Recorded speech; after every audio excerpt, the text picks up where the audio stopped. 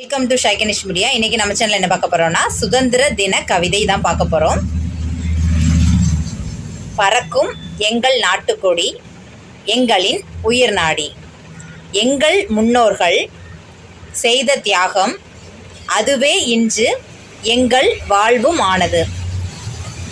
வெள்ளையனை அடித்து விரட்டியது வேங்கை புயலாக எங்களின் வீரத்தை போற்றும் எங்கள் தாய்நாடு. சுதந்திர தின கவிதை.